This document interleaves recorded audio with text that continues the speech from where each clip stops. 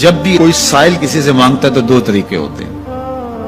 کچھ سائل ایسے ہوتے ہیں جو کوئی بات نہیں کرتے، سیدھا کے ہاتھ پلا دیتے ہیں. ایک تو سائل یہ ہے.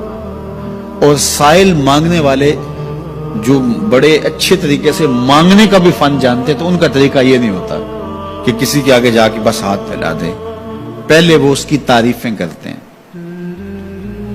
پھر جو ہے وہ اس کی رحم دلی کا ذکر کرتے ہیں، پھر اس کے مال و اسباب جو اس کو دیے گئے ہیں ان کے قصیدے پڑھتے ہیں، پھر اپنی وفاداری کا اظہار کرتے ہیں، پھر جھولی پھیلاتے ہیں. تو یہ دوسرا اور مہذب طریقہ ہے. ایک تو مانگنے والا اپنی ضرورت کو یوں ہی کسی کے سامنے رکھ دے، اور ایک یہ ہے کہ مانگنے والا اپنی ضرورت کو رکھنے سے قبل جس سے مانگ رہا ہے پہلے اس کی تعریف کرے. اب بندے اللہ سے ہدایت مانگنے کے لیے کھڑے ہوئے، پہلے تو وضو کیا، صاف ستھرے ہوئے، کانوں پہ ہاتھ لگائے، اس کے بعد ہاتھ باندھ کے ادب سے کھڑے ہو گئے، اور اب مانگنے لگے تو کیا بولے؟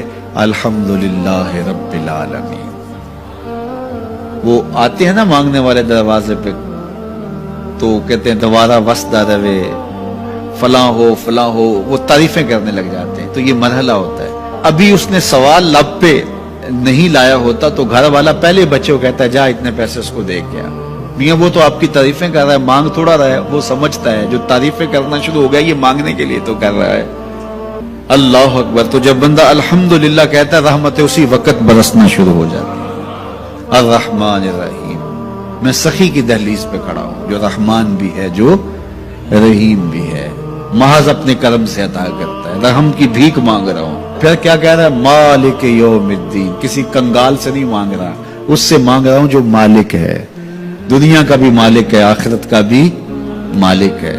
پھر اس کے بعد اگلی بات کیا کہتا ہے؟ ایاک نعبد و ایاک نستعین. مالک میں پوچھتا بھی تجھے ہوں اور مانگتا بھی تجھ سے ہوں.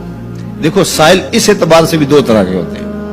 ایک سائل وہ ہوتا ہے جو بائی پاس پہ اترتا ہے، ایک کے گھر کے سامنے جاتا ہے، یہی طریقہ صحیح مانگنے کا، لیکن جاتا ہے کہ گھر کے سامنے تعریفیں کرتا ہے اور مالک خانہ کو پتا ہوتا ہے کہ یہ ہمسایہ سے بھی مانگ کے آیا ہے، میرے گھر سے بھی مانگ رہا ہے، اگلے گھر سے بھی مانگنا ہے.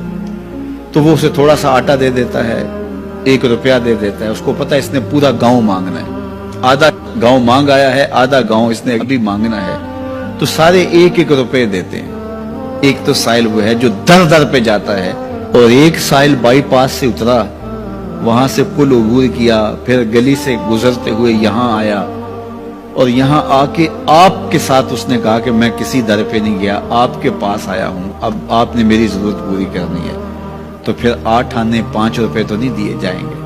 پھر تو جو میری استطاعت ہوگی، جو آپ کی استطاعت ہوگی، اس استطاعت کے مطابق دیں گے کہ یہ سارا شہر چھوڑ کے آیا ہے، یہ کسی سے نہیں مانگتا، یہ مجھ سے ہی مانگتا ہے. تو پھر آپ اس کی ضرورت پوری کریں گے. اگر آپ کے بس میں ہوا تو مانگنے والا کیا کہہ رہا ہے؟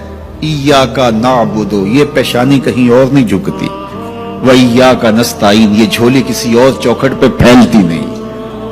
وہ کریم، وہ مالک رب جو تمام جہانوں کا رب ہے، میں اس کی دہلیز پہ کھڑا ہوں اور آیا سیدھا اسی کی دہلیز پہ ہوں. نہ اس سے پہلے کسی در پہ گیا ہوں، نہ اس کے بعد کسی در پہ جانا ہے. تو پھر مالک بھی کرم نوازیاں اور رحمتیں اس کی جھولی میں ڈال دیتا ہے. اب اتنی لمبی تمہید باندھنے کے باوجود مانگا کیا؟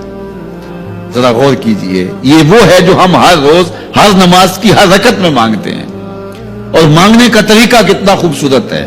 اور مانگنے والے یوں ہی مانگا کرتے ہیں. پہلے جس سے مانگنا اس کی تعریفیں کرتے ہیں.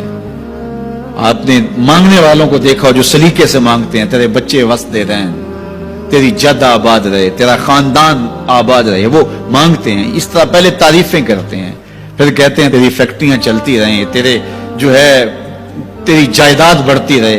تو وہ اس کے خزانوں کا ذکر کرتے ہیں، اور پھر کہتے ہیں کہ یہ فقیر نہ مانا تیری چوکھٹ پہ آیا ہے، اس کی ضرورتیں تو پوری کر دے.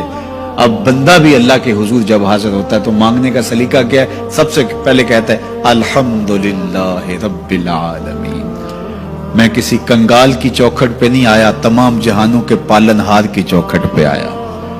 اسی کی تعریفیں اختیاری بھی غیر اختیاری بھی، واسطے کے ساتھ بھی بلا واسطے کے ساتھ بھی، اسی کی خوبی ہیں، سارے اسی کے کمال ہیں، وصف سارے اسی کے ہیں.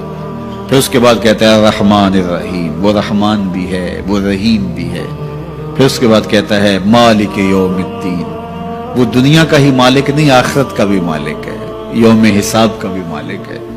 پھر اس کے بعد اپنی وفاداری جتلاتے ہوئے کہتا ہے ایاک نعبد و ایاک نستعین، مالک سارا جہاں بس رہا ہے، میں نے کسی سے نہیں مانگا، میں نے جھولی تیری چوکھٹ پہ پھیلائی ہے، میری پیشانی تیرے حضور جھکتی ہے، یہ پیشانی کسی اور کے حضور کبھی نہیں جھکی نہ جھکے گی. یہ سب عرض کرنے کے بعد پھر مانگتا کیا؟ اہدنا الصراط المستقیم، مالک مجھے سیدھی راہ پہ چلا دے، میں تیرے حضور آیا ہوں، مجھے ہدایت کا نور عطا کر دے. انشاءاللہ